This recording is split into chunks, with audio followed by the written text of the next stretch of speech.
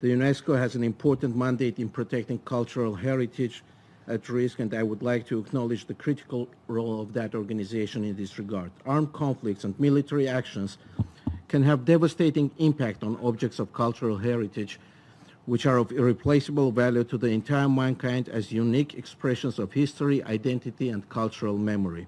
As such, their integrity and preservation must be upheld at all times. In our region, we have first-hand experience going through the devastating loss of cultural property. The Armenian heritage was under heavy attack during the war in Nagorno-Karabakh launched by Azerbaijan in 2020. The Holy Savior Ghazan Tsechot's Cathedral of Shushi, for example, was deliberately shelled twice within a few hours, resulting in partial destruction of church. Today, the millennial-old Armenian Christian sites in Nagorno-Karabakh are on the verge of total extermination, targeted to promote the distorted narrative that the Armenian people are alien in the region.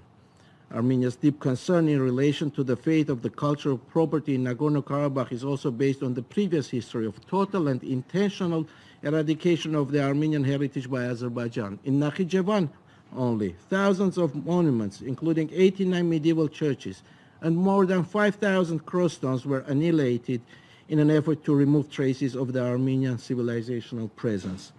Azerbaijan is yet to commit in good faith to the implementation of the Order of Provisional Measures issued by the International Court of Justice at the request of Armenia in December 2021, according to which Azerbaijan shall, and I quote, take all necessary measures to prevent and punish acts of vandalism and desecration affecting Armenian cultural heritage, including but not limited to churches and other places of worship, monuments, landmarks, cemeteries, and artifacts, unquote.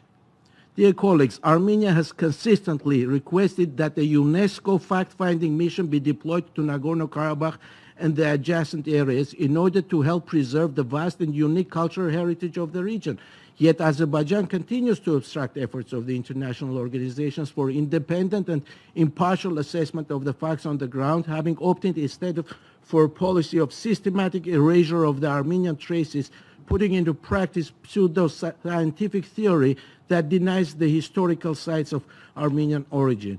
Only today, the chairman of what is called the State Committee for Work with Religious Organizations of Azerbaijan went on record saying that medieval Armenian Dadivank Monastery, quote, belongs to Caucasian Albania, and, quote again, sooner or later it will be controlled by Albanian Udi religious community, unquote.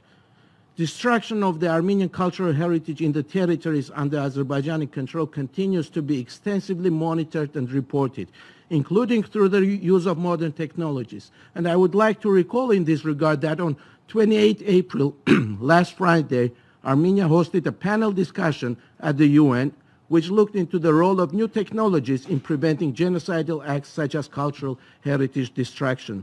The event featured a research project at the Cornell University entitled Caucasus Heritage Watch, which relies on digital satellite technologies to monitor and document cultural heritage in the region, revealing large-scale damage and destruction in the territories under Azerbaijan control. Dear colleagues, I would like to conclude my intervention by encouraging UNESCO to utilize modern digital technologies to identify, monitor, and act upon the facts of destruction of cultural heritage in any part of the world, and in our region in particular, which will allow also to internationally refute all the distasteful narrative of the representative of Azerbaijan that we had to hear earlier. I thank you.